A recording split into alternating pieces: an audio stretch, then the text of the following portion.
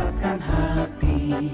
Negeri ini memanggilmu kawan, belajar bergerak berbagi untuk negeri. Guru penggerak majukan pendidikan.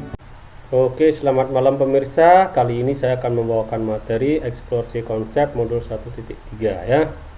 Oke, dengan menggunakan konsep Bagja ya. Nah, seperti apa konsep Bagja itu?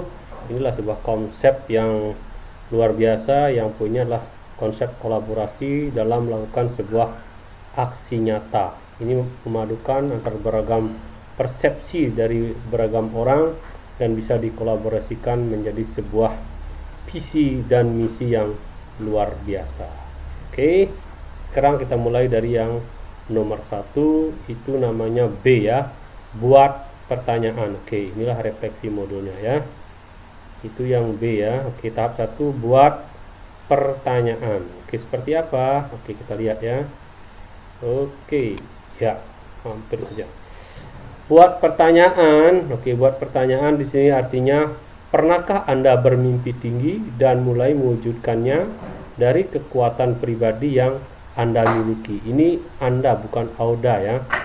Oke, salah ketik. Oke, di sini akan ditulis ya mimpinya seperti apa. Oke, pernah ya. Apakah Anda pernah memimpi? Tentunya pernah. Dari kecil, dari kita sudah mulai belajar bermimpi. Pernah ya, dari kecil emang saya bermimpi jadi guru atau dosen. Ini dari kecil memang saya bermimpi menjadi guru atau dosen. Nah, itulah mimpi yang saya miliki. Oke. Oke, terus di sini dijawab ya. Oke. Astungkara ya, sekarang my dream come true. Akhirnya mimpi itu datang dan menjadi seorang guru PNS ya. Dan harus menjadi guru yang kreatif, inovatif, produktif, dan mandiri sesuai kompetensi abad 21. Nah, inilah cita-cita guru yang dulu saya impikan dan sekarang bisa terwujud, dan harus bertanggung jawab dan mandiri sesuai dengan tuntutan kompetensi 4 kompetensi dasar seorang guru ya, di mana ada kompetensi pedagogik, profesional, sosial, dan pribadi. Keempat kompetensi itu harus disesuaikan dengan demands dari kompetensi abad 21 yang berbasis literasi digital. Oke, kita lanjut ya. Oke. Kita pelan. Tahap 2. Tahap 2A ya, ambil pelajaran. Oke, ambil pelajaran. Oke. Dengan proses perjalannya waktu yang panjang dan penuh semangat juang, bahwa setiap usaha dan doa akan menghasilkan aksi nyata. Di sini ya, A ya, B, A. Sekarang A, ambil pelajaran. Akhirnya artinya apa? Selama proses hidup saya, dari saya bermimpi sampai bisa mewujudkan mimpi itu adalah sebuah proses perjalanan yang panjang, baik perjalanan spiritual maupun unspiritual, yang tentunya perjalanan saya tetap diimbangi dengan usaha dan doa.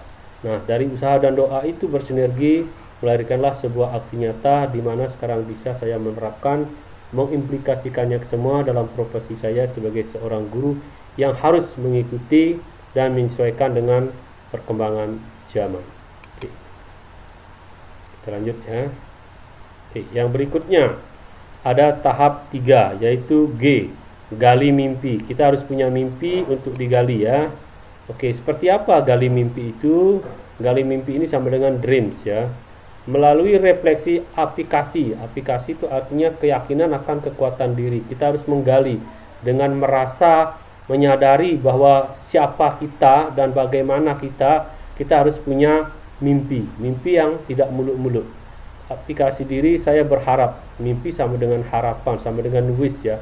Kedepannya bisa menjadi pemimpin pembelajaran yang memberikan kemerdekaan belajar sesuai kodrat alam dan zaman yang sesuai dengan profil pelajar Pancasila. Nah, inilah mimpi. Mimpi di sini harapan, bukan mimpi di dunia mimpi ya. Harapan atau yang ingin saya capai dengan menjadi seorang guru. Jelas ya? Oke, kita lanjut ke bagja yang berikutnya. Nah, jabarkan rencana atau kita disebut desain di sini ya. Oke, jabarkan rencana. Seorang guru tentunya mempunyai sebuah rencana dari visi dan misinya. Dari perubahan zaman, visi dan misinya itu seperti apa? Kita harus bisa menjabarkan rencana tersebut. Yang pertama, membuat visi misi dalam hidupnya. Ya, visi misi dalam hidup saya sudah jelas ya.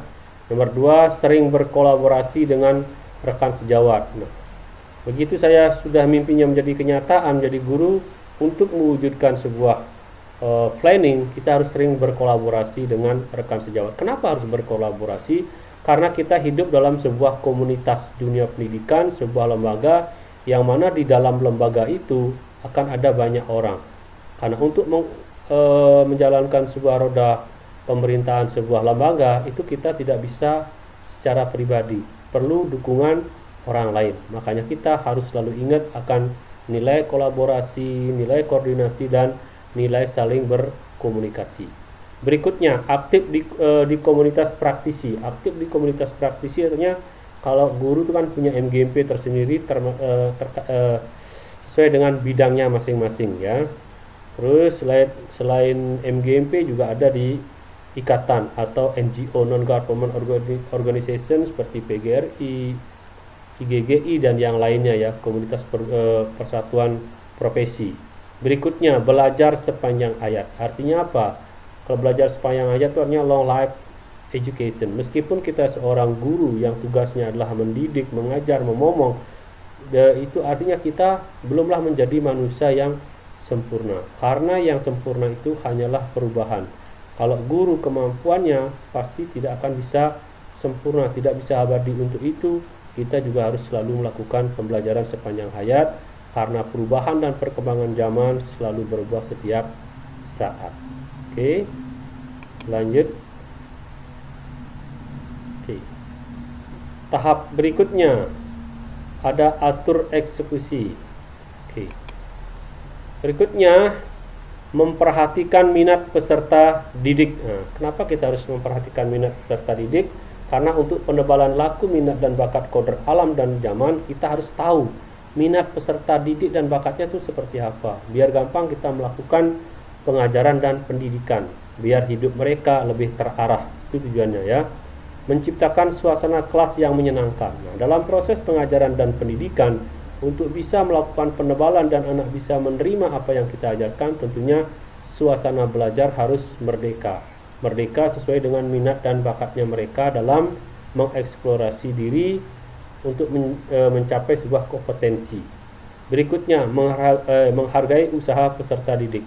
Nah, apapun usaha peserta didik dari proses pembelajaran yang dia lakukan, mau usahanya maksimal ataupun tidak, itu tidak bisa disamakan. Karena setiap anak memiliki kemampuan yang berbeda. Jadi kalau anak satu tidak bisa disamakan dengan anak lain. Jangan memaksakan suatu kehendak. Maksudnya ya. Berikutnya, menerapkan pembelajaran flipped classroom learning ya. Nah, di sini karena di sekolah tempat saya bertugas itulah benar-benar sekolah yang berbasis TIK, Teknologi Information dan Komunikasi. Jadi benar-benar sekolah digital.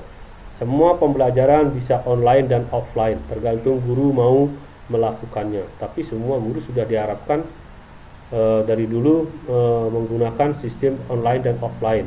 Karena di sekolah kami menggunakan learning management system, di mana tugas yang diberikan kepada anak itu bisa dikerjakan di rumah sebagai bentuk aktivitas pembelajaran ya. Jadi pembelajarannya non-stop. Setiap saat dia bisa belajarnya mandiri. Kalau tidak mengerti bisa dichat gurunya kapanpun dan dimanapun. Itulah fleksibilitas pembelajaran yang ada di sekolah tempat saya bertugas. Berikutnya, pembelajaran berdiferensiatif. Nah, pembelajaran berdiferensiatif ini mengacu kepada 3 karakteristik peserta didik. Ada yang auditory, visual, dan kinestetik. Artinya guru membuat materi pembelajaran itu dalam 3 konsep. Dalam satu pembelajaran, modul pembelajaran mengakumulasi ketiga karakteristik siswa tersebut. Artinya, guru harus siap dengan kemajuan dan kebaruan.